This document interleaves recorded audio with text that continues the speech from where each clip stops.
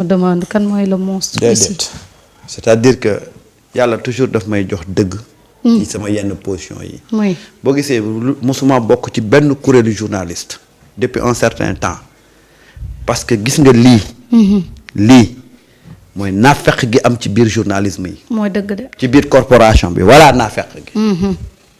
Aline Top bañ ko jàppee lu tax waxuñ monstre bi est dans le viseur de ah. waaw parce que Aline. kan nga gis mu bind ci.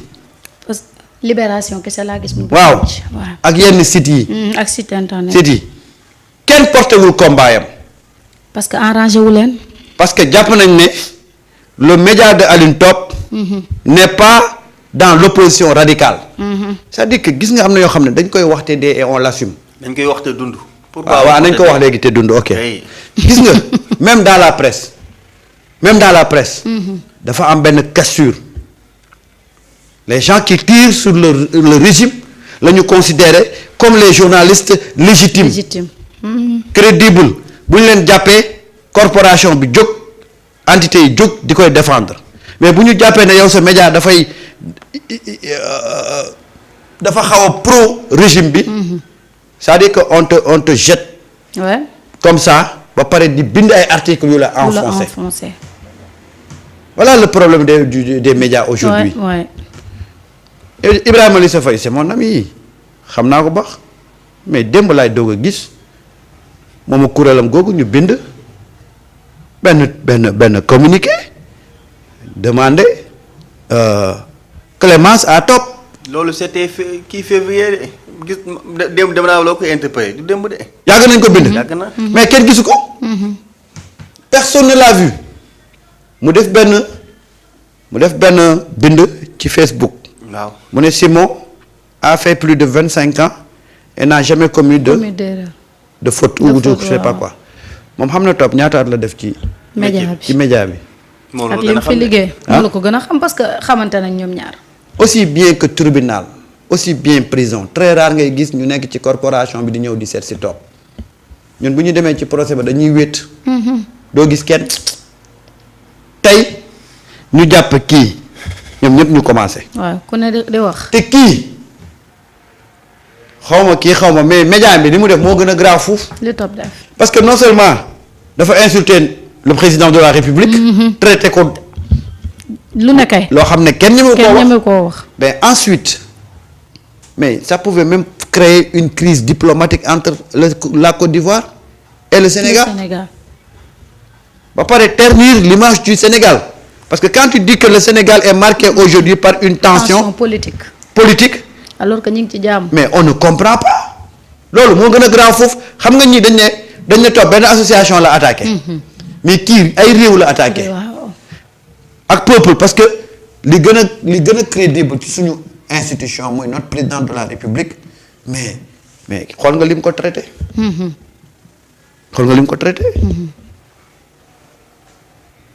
tey gars yi xëy. ñëpp ko titre kay. tout le monde. merci Thiané. tey li ci gën a garaaw sax. nee na c'était le 18/3. communiqué boobu xoolal site boobu noonu. ñoom ñuy reprendre muy Confidentiel Afrique. boobu site lu ko neex lay bind.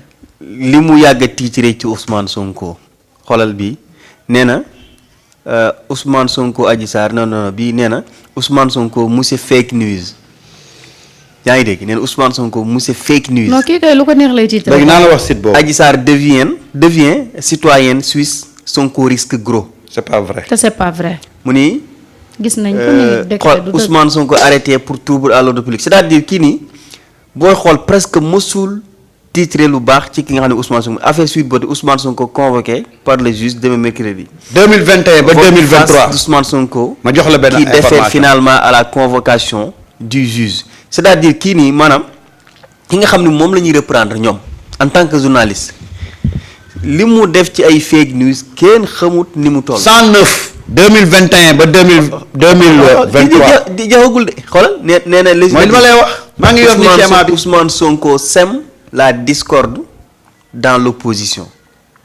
Discours raciste et ethniciste Ousmane Sonko parle au MFDC. loolu xam nga amul problème.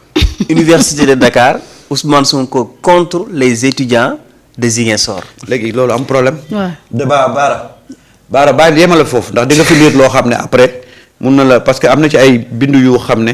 jarul sax ñu koy wax ci. non moi après yow kii nii. j'ai tous les léegi ñoom articles en tant que journaliste ñu ni ñu def nañu 25 ans ci métier bi léegi.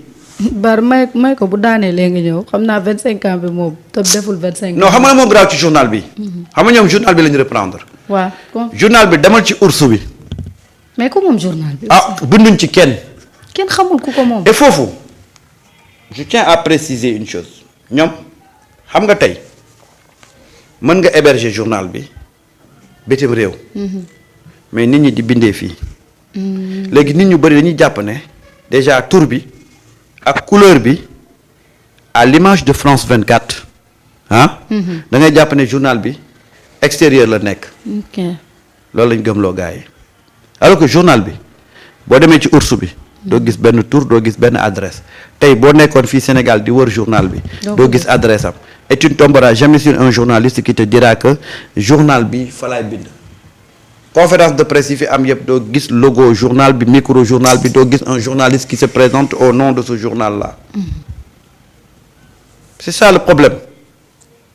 journal bi de 2021 à 2023 il a écrit 109 articles sur Ousmane Sonko. 109. titre bu ci gën a bon nga ne bii la mais dama fi wax démb benn affaire te bàyyiwuñ ci xel.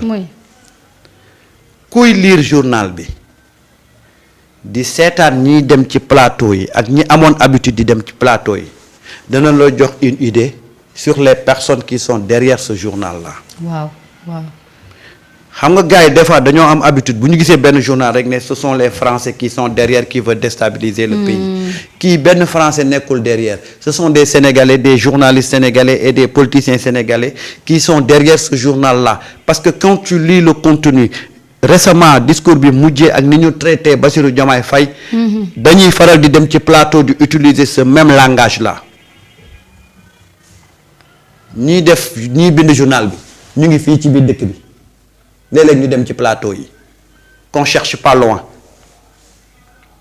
il faut pas que ñuy naxante di compliquer la vie kuy lire journal bi di seetaan télé ñiy dem ci plateau yi c'est les mêmes éléments de langage dina la jox une idée sur les gens qui sont derrière ce journal là lu leer laa la wax ñi koy bind ñu ngi fii ci biir dëkk bi nga leen di gis ñuy faral di dem ci plateau télé yi parce que yii ñuy yàq ci biir journal bi mais moom la ñuy wax ci plateau télé yi. ñuy wax ci plateau télé et c'est un journal qui a été créé juste que pour défendre Macky Sall c'est aussi simple que ça léegi nag yow nga ne yow da nga yor organe fii mais pourquoi à chaque fois l'organe de presse de Bougane s'entête à reprendre ce journal là lan moo leen boole ban connexion lañ am moi je ne vois que des médias mooy reprendre journal bi. et dama dégg Moustapha Diop Samba mu wax lu am solo. mu ni en journalisme on ne peut reprendre que ce que l'on peut vérifier. waaw. booy reprendre da ngay reprendre. loo xam ne yow mën nga ko vérifier. waaw mais loolu mooy mais attends bu fekkoon ne yow da ngay reprendre rek pour reprendre. kon chaque jour nga joxe fi information. et à la limite nga xam l'adresse physique du journal. nga xam ne tey boo demoon bay reprendre tey tu peux interroger quelqu'un qui est dans ci journal bi mu mën la sax teg ci des éléments yoo xam ne yow mën na corroborer ak li nga jot a yor nga mën a reprendre mais un journal fantôme. boo xam ne ours bi amul benn adresse mais xanaa bu boobaa kon yow bu ñu bindee benn information boo xam ne war na déstabiliser Sénégal non et puis c'est très facile ça ce n'est même pas du journalisme. non. yow fi nga ko jëlee amul ours bi amul dara parce que dafa am confusion bu ñuy def dafa am confidentiel Afrique ak Afrique confidentielle. Afrique confidentielle moo nekk di def lii Afrique confidentielle moo nekk di def lii léegi nag confidentiel Afrique moi je connais le gars bi ko moom un certain Chérif Aïdara un gars très gentil siège am mu ngi Abidjan.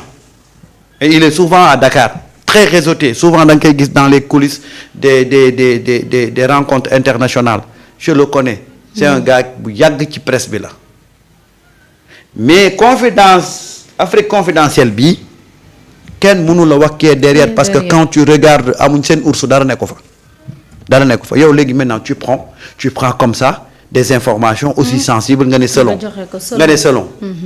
il y a une volonté manifeste de nuire il y a pas autre chose te Simon ak lu mu nekk professionnel lii xamoon na ne c'était pas à diffuser même bu ko diffuser wul xamoon na ne c'était pas à diffuser kenn mënu ko dédouaner kenn mënu ko trouver ay excuses.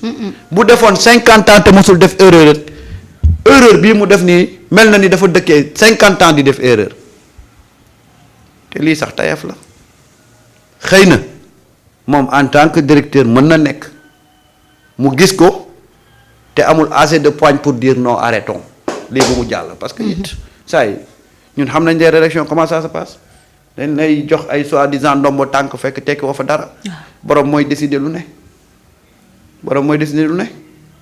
mais dama ne la ce journal là les gens ont intérêt teg ko bët vigilance xool ces gens qui sont derrière parce que gis nga élément de langage yi ñuy génne guddeeg bëccëg di nga koy dégg ci ñenn ñi bu ñu demee ci plateau en toile de fond loolu mooy lal seen discours kon da ngay xam ne ñiy bind lii mbaadu mooy ñi nga xam ne téléphone la ñuy yor bu ñuy def émission di xoolaale déedéet ñii ay entre guillemets ay borom xam-xam lañ de c'est-à-dire que bu leen ko xool ci non chroniqueur bu leen ko xool ci chroniqueur wuyaa wuyaa yi de non chroniqueur wuyaa wuyaa mënut a bind yàlla xam na ne dañ dem rek jamono dana ñëw ngeen xam ñu koy bind ces gens là encagoulés ñu ngi fii ci dëkk bi et que les gens arrêtent yaakaar ne les Français sont derrière pour déstabiliser ce ne sont pas les Français les Français Sénégalais bon temps voilà Macky Sall moo parrainé affaire bi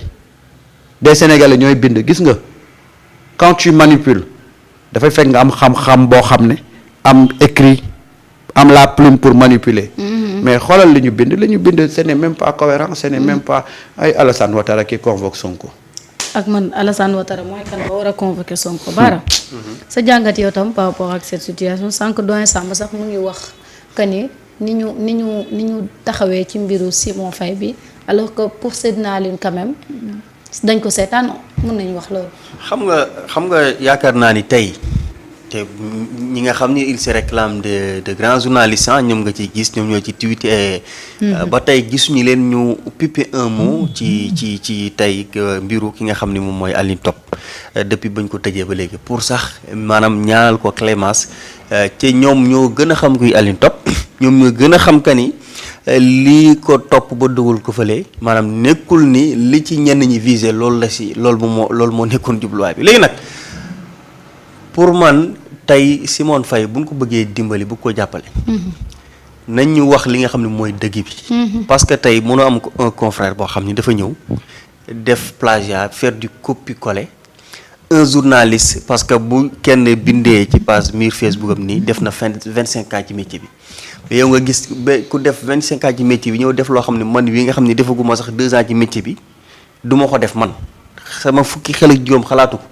après yow nga ñëw ku def 25 ans ci métier bi nga koy mel ku koy encourager ci loolu pour man dañu waroon a njëkkee rappeler ko li nga xam ni tey moom moo di base métier bi ba noppi d'abord parce que yaakaar naa que ni dem di reprendre ay information site boo xamante ni si ni yow bu ñu la woowee laaj la ko moom site bi sax yaakaar naa ni boo moytul tu seras incapable de répondre à cette question bu ñu la laajee seen ay locaux fu ñu nekk mënoo koo xam bu ñu la waxee ndax vérifier nga cette information looy wax xëy na site bi rek moom moo ko dugal ci un journaliste boo xam ni yow tey même boo gisoon RTS dugal dara sax en tant que journaliste yow ba la ko war a diffuser tey war nga jéem a dem vérifier cette information là ba pare ba nga xam ni yow tey jii mën nga ko vérifier sa bopp ko soog ko dem jàllale ko en citant même cette source mais tey da ngay gis des journalistes yoo xamante ni si nii mais ñu leen neex la ñuy jàllale ay information ci journalistes yi toll noonu léegi nag nga gis ay nit yoo xam ni je sais pas man doo comprendre quoi est-ce que tey Sénégal dafa am Sénégalu des journalistes maanaam yoo xamante ni si nii ñoom kenn waru leen a laal ak des journalistes yoo xamante ni si ni tey bés bu ñu leen laalee nga gis maanaam corps bi yëpp jóg. gis naa ci nag yenn ci ay réactions yu ma neex parce que am na ci ñoo xam ne au moins am na ñu retenu ci mbir mi parce que tey on peut pas comprendre yow sa confrère journaliste def bêtise boo xamante ni si ni mais lii te pourtant xoolal pour affaire bi yomb ñoom ñi taxaw di ko jéem a défendre kan moo ci am sañ-sañ wala fitu dem def li Simon Faye mi def.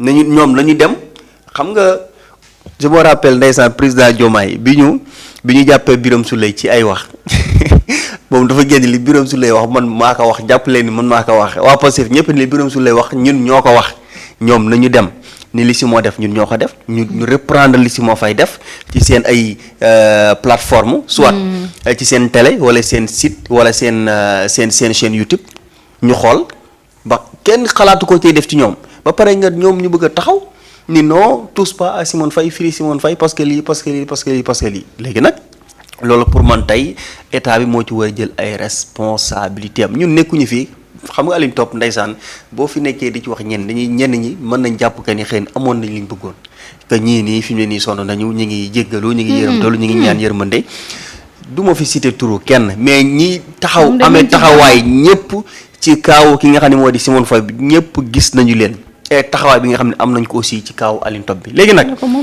le temps est de meilleurs juges xam nga Walf ndeysaan bi ñu fi coupé ay signalam gars yi toog di ko seetaan mu wéetoon ci lool yenn journalistes yi rek ñenn ñi fare ci presse en ligne bi ñoo ko doon taxaw ak askanu Sénégal ñoo leen taxaw bi coow bi pënd bi wuree ba ñenn ñi am jafe-jafe ñu naan nii xamul lan journée sans presse Walf dañoo toog ni kenn defuñu benn journée sans presse parce que tolloo na mois yoo xam nii mais nag gis nga li olof di wax rek gis nga fii moom ku ñu fi fay sa bor nga mer xamal ni la nga leble baaxul te bu ñu jàppee ni nag ñoo fi gën a nekk xëy na journaliste ñenn ñi fi ñu jàngee lañ jànge école yi ñu génnee la nit ñi génnee li ñuy exercer moom la nit ñi di exercer bu ñu jàppee que ñi nag xëy na am nañu ligne éditoriale boo xamante ni si ni ku ci toppul rek maanaam yow duñ la considérer comme journaliste